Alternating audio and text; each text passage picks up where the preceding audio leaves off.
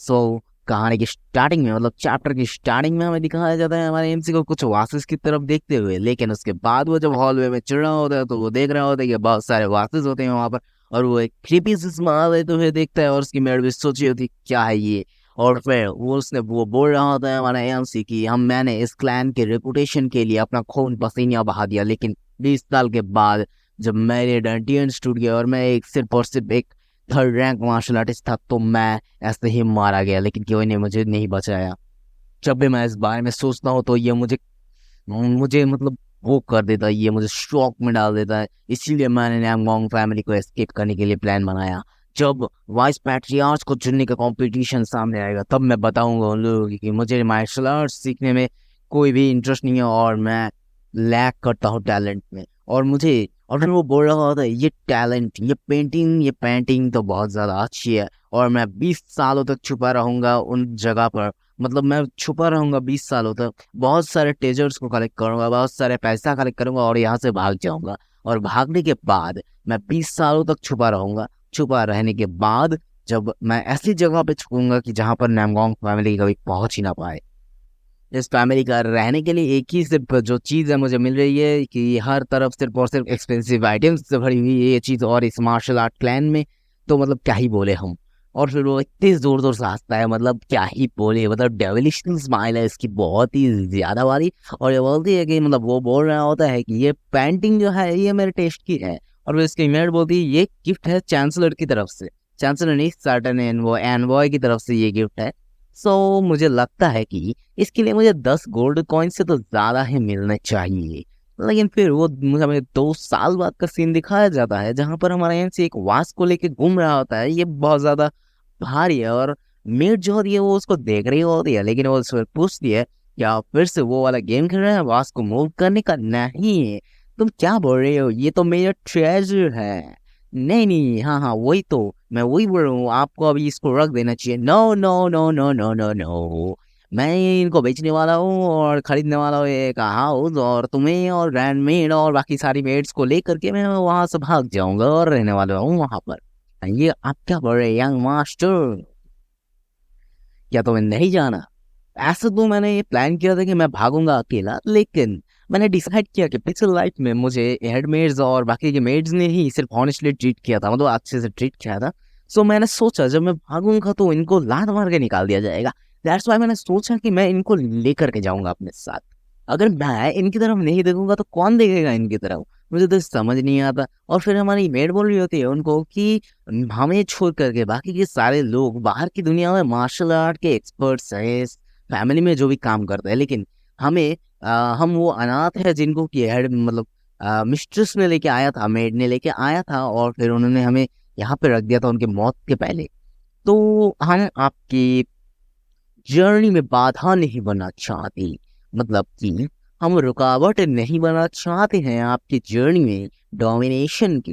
क्या तुम्हें पता है मेरा ड्रीम क्या है? मेरा एक बहुत ही ज्यादा बड़ा ड्रीम है, मैं लोकी रहूंगा और यंग मास्टर है ये स्ट्रॉन्ग क्लैन का। और मेरा फादर जो कि मार्शल आर्ट की दुनिया में एक बहुत ही ज्यादा स्ट्रॉन्गेस्ट है, और मेरे भाई जो कि टैलेंट जीनियस है इस फैमिली में बहुत ही ज्यादा वाले। और फिर वो बोलता है कि उस मेयर से इस वॉच को बेच दो, इस वॉच को बेच दो और बेचने के बाद जो पैसे मिले उनको मेरे बैंक अकाउंट में हेवनली ग्रैंड बैंक में डाल देना उनको, ठीक है? सो वो बोल रही होती है क्या मैं आपका शक नहीं कर रही हूँ, लेकिन मुझे सिर्फ पूछना था कि ये तो ये तो फैमिली का ट्रेजर है ना, तो तुम इनको ऐसे ही ले रहे हो क्या? तुम्हें पैट्रियार्च की परमिशन की जरूरत नहीं है? ओ नहीं नहीं, मुझे क्या जरूरत है? ये पैट्रियार्च मेरे जो फादर है ना उनको मार्शल आर्ट के अलावा तो कुछ आता भी नहीं है, कुछ समझ नहीं आता उनको। हाँ हाँ, वो इनके बारे में क्यों भी नहीं करेंगे, तो तुम भेज दो इनको जल्दी से। फिर हमें जो दिखाया जाता है, हमें पैट्रियार्च के फर्स्ट मैनओवर का सीन दिखाया जाता है जहाँ पर हमारा पैट्रियार्च से बैठा हुआ होता है। और हमारे पैट्रियार्च का एक असासिन टाइप का जो होता है, मतलब स्लेव जो होता है उनका, तो वो आता है कूद करके आता है, पता नहीं कहाँ से आता है। लेकिन फिर वो बोलने लगता है हमारा जो एमसी है, मतलब हमारे जो यंग मास्टर है, उन्होंने फिर से एक और वास लेकर के बेच डाला। फिर उसकी लाल लाल आंख ही चैप्टर नंबर 4 की स्टार्टिंग होती है हमारे एमसी से और उनके चारों के चारों मेड्स से। और वो लोग लगेज को उठा रही होती है, और हमारा एमसी जो होता है वो खड़ा हुआ होता है। हमारा एमसी शायद से 8 10 10 12 साल का हो चुका है, पता नहीं कितने साल का है वो, लेकिन ठीक है। तो ये 8 साल का सेट था। तो टुडे इज द प्लेस, मैं इस जगह को छोड़ के जाने वाला हूँ। ये 8 साल हो चुके हैं मैंने इन चीज़ों को एंडोर किया है, लेकिन ये फाइनली ये रिलीफ है मुझे।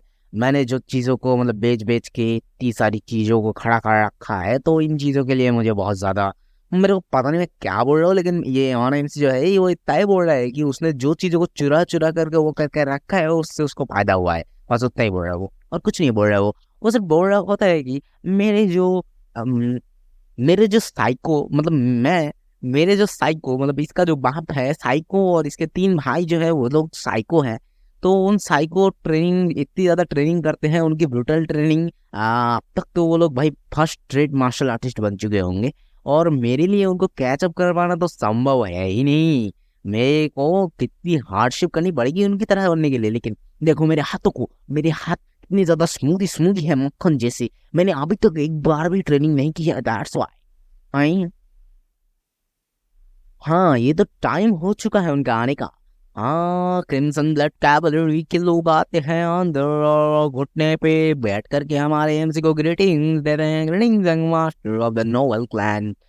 शॉर्ट फिर हमारा एमसी सभी की तरफ देखता है, और देखते हुए बोल रहा होता है कि आप परफेक्टली कोऑर्डिनेटेड। ये लोग तो बहुत ही ज्यादा कोऑर्डिनेटेड है, लेकिन ये इनका लीडर, क्रिम्सन ब्लड कैवलरी का लीडर, ये तो नैमगोंग फैमिली में सिर्फ और सिर्फ एक कैप्टन है कैवलरी का। लेकिन अगर हम बाहर की दुनिया में देखें मार्शल आर्ट की, तो ये एक एल्डर कहलाने के लायक है मार्शल स्कूल्स का, इतना ज़्यादा पावरफुल है। ये तो एक ग्रैंड मास्टर के लेवल का है। फिर वो बोलता है कि मैं चलिए मास्टर, और फिर वो हमारा एमसी बोल रहा होता है टाइगर के डेन में जाने का समय हो चुका है। फिर वो चल जा रहा होता है, और फिर मन में सोच रहा होता है उन्होंने बोला था कि ये आपके लिए बहुत ही ज्यादा हार्डशिप हुई होगी 5 साल से, जो कि जो रिसोर्सेस थे वो कट हो चुके थे फैमिली से। लेकिन हम अपनी वापस जाते हुए यहाँ से मेन फैमिली पे तक जाते हुए हम अपनी जान को दांव पे लगा देंगे तुमको प्रोटेक्ट करने के लिए। एक धूल का खतरा भी तुमको छू नहीं पाएगा, और हम ऐसे प्रोटेक्ट करेंगे तुम लोगों को। मैंने सोचा था कि वो जो बूढ़ा बंदा है वो इससे पहुंचते इस कैबिलिटी के प्रॉब्लम है, लेकिन नहीं, ये ऐसा नहीं है। और वो मुझसे झूठ थोड़े ही बोलेगा, मेरे को तो लगता नहीं वो मेरे से झूठ बोलेगा। ये 5 साल पहले मेरा सपोर्ट कट हो चुका था, और फिर वो लोग मेन बिल्डिंग के बाहर आ चुके होते हैं। फिर हमारा एम से उतरता है, और उतरने के बाद बाहर की तरफ दिखता है इतना बड़ा दरवाजा। ओ भाई, सारे डिसेंडेंट्स आज यहाँ पे गैदर हुए होंगे शायद से। हाँ, और मुझे अंदर जाना है, और मैं अपने आप का फर्स्ट इंप्रेशन जो होता है वो एक मैन के लिए अपना सब कुछ होता है, लेकिन मैं जब अंदर जाऊंगा तो मैं अपने आप का इतना बड़ा फूल बनाऊंगा, इतना बड़ा फूल बनाऊंगा, मैं गोभी का फूल बन जाऊंगा, ठीक है ना।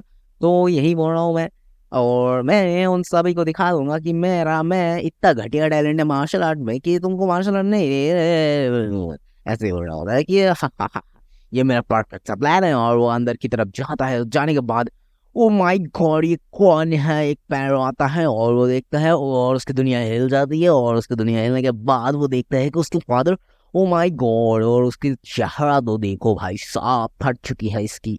ये strongest martial god patriarch of the Namgung clan my father, oh my god. पसीने से तो हालत के साथ पतली हुई चट्टी भी निकल जाती है। और मेरे फादर ये यहाँ पे क्या कर रहे हैं, इनको तो अभी अभी हमें अपने ट्रेनिंग में बिजी होना चाहिए था, लेकिन लेकिन ये क्या हो रहा है। Then Crimson Blood capture reports to the first square of the backyard getting so गई ना, मैंने क्या बोला मेरे को समझ नहीं आया, लेकिन वो जो होता है वो ग्रिट कर रहा होता है हमारे पैट्रियर्स को। What the fuck happened?